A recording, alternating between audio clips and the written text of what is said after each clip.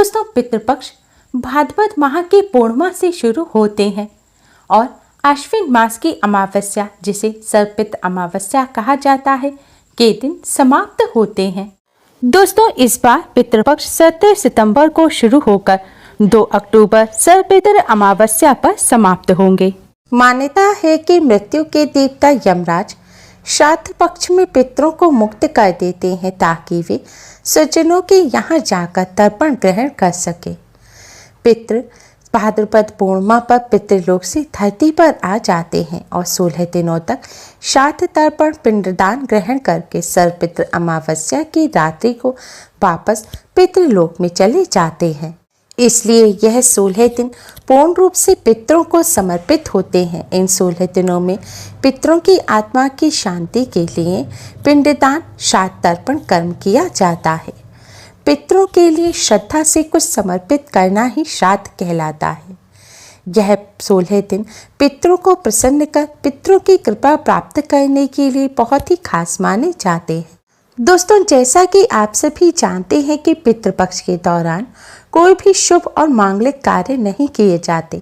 शास्त्रों में पितृपक्ष के कई नियम बताए गए हैं।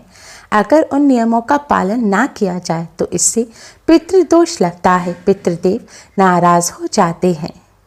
पितृपक्ष के दौरान शुभ और मांगलिक कार्य करने के साथ ही कुछ ऐसी चीजें भी होती हैं जिनका सेवन पितृपक्ष के दौरान भूलकर भी नहीं करना चाहिए। पितृपक्ष पितरों को समर्पित होते हैं, इसलिए इस दौरान भोजन का विशेष महत्व होता है। इस दौरान पितरों के लिए भोजन निकाला जाता है, ब्राह्मण भोज कराया जाता है और पंचबलि भी दी जाती है। लेकिन शास्त्रों में कुछ ऐसी चीजों के बारे में बताया गया है जिन्हें पितृपक्ष के दौरान भूलकर भी नहीं खाना चाहिए। कुछ ऐसी चीजें हैं जिनका ना तो पितृपक्ष के दौरान सेवन किया जाता है और ना ही पितरों को या ब्राह्मणों को इन चीजों का भोग लगाया जाता है। तो आइए दोस्तों, जानते हैं कौन सी ऐसी चीजें हैं जिनका पितृपक्ष के दौरान भूलकर भी सेवन नहीं करना चाहिए। कौन सी ऐसी चीजें हैं जिनको पितृपक्ष के दौरान पितरों के या ब्राह्मणों के भोजन में भूलकर भी शामिल नहीं करना चाहिए, वरना दोष लगता है। दोस्तों, वीडियो में आगे बढ़ने से पहले वीडियो को लाइक कर अपने फ्रेंड्स के साथ शेयर जरूर करें। अगर आपने हमारे चैनल को अभी तक सब्सक्राइब नहीं किया है तो यूज़फुल वीडियोस के लिए चैनल को सब्सक्राइब कर बेल आइकन को भी जरूर दबाएं। दोस्तों, बड़े बुजुर्गों द्वारा, ब्राह्मणों द्वारा आपने अधिकतर यही सुना होगा कि पितृपक्ष के दौरान वही भोजन बनाएं, वही भोजन का पितरों को या ब्राह्मणों को भोग लगाएं जो पितरों को पसंद था, तभी पितरों की आत्मा को शांति मिलती है। लेकिन यही हम कुछ गलतियां कर बैठते हैं।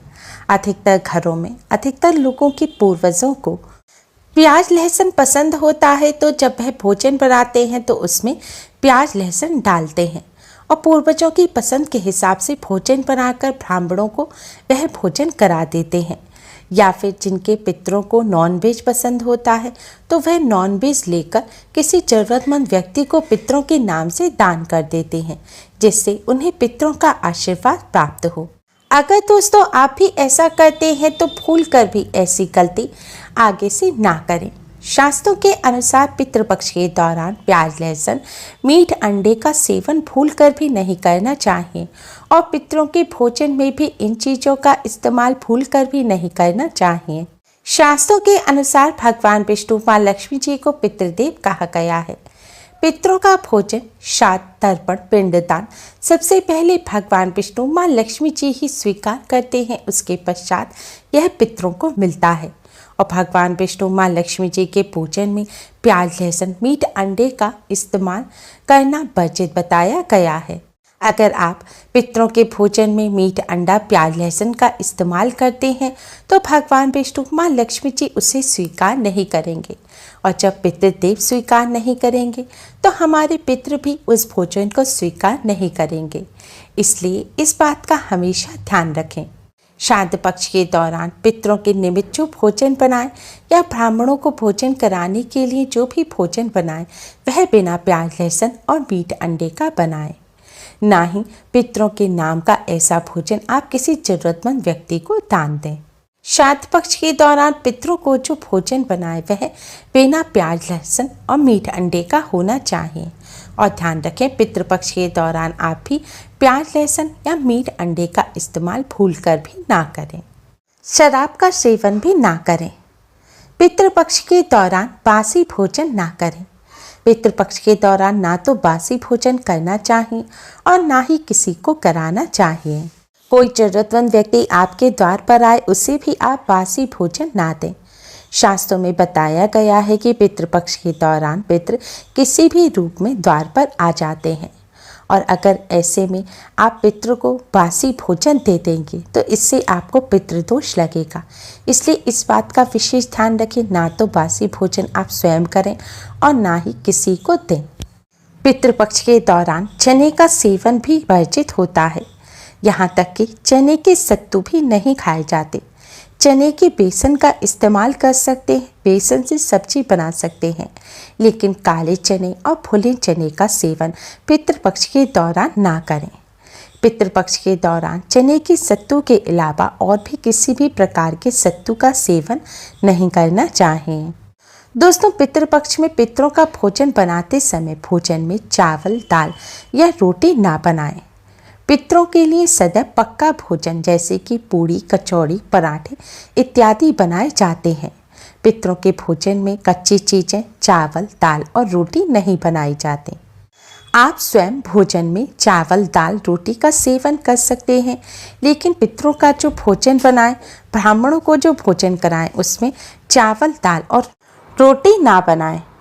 पितरों का जो भोजन बनाया जाएगा उसमें आप मूंग और उड़द की दाल की कचौड़ी या बड़े वगैरह बना सकते हैं, लेकिन दाल ना बनाएं। दाल में पितृपक्ष के दौरान आप मसूर की दाल का सेवन ना करें।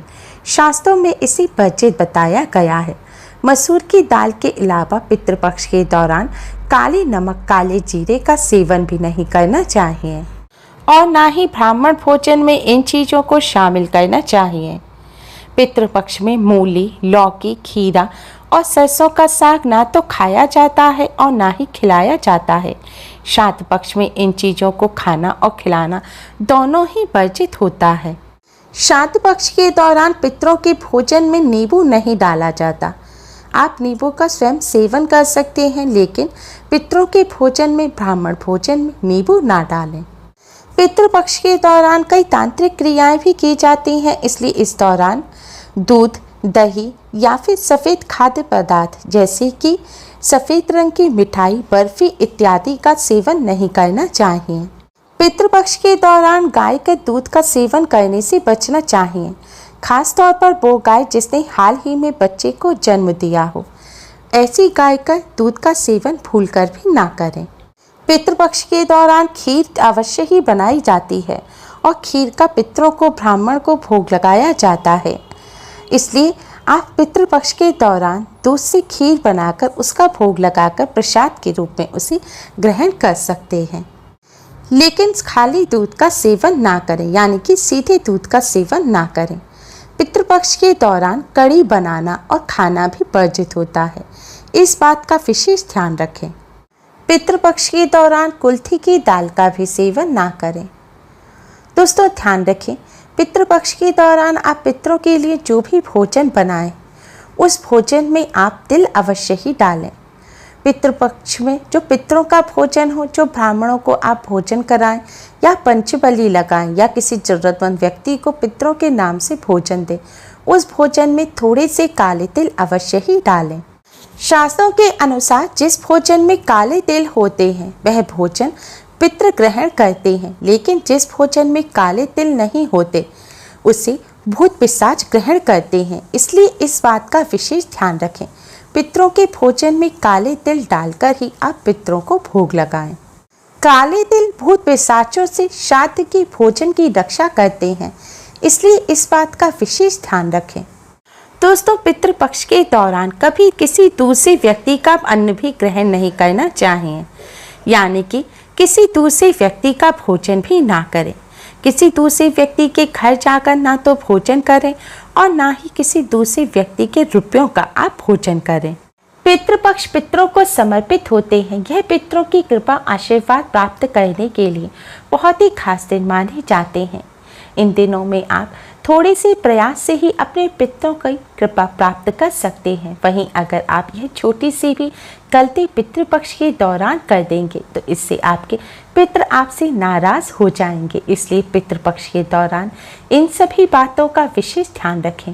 भूलकर भी इन चीज़ों का सेवन पितृपक्ष के दौरान ना करें और ब्राह्मण को भोज कराते समय भी इन बातों का विशेष ध्यान रखें, जिससे आपको आपके पितरों की कृपा प्राप्त हो।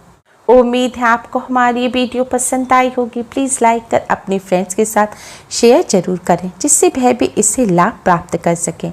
हमारी और भी वीडियोस के लिए हमारे चैनल को सब्सक्राइब कर बेल आइकन को भी ज़रूर दबाएं। Thanks for watching. Radhe Radhe.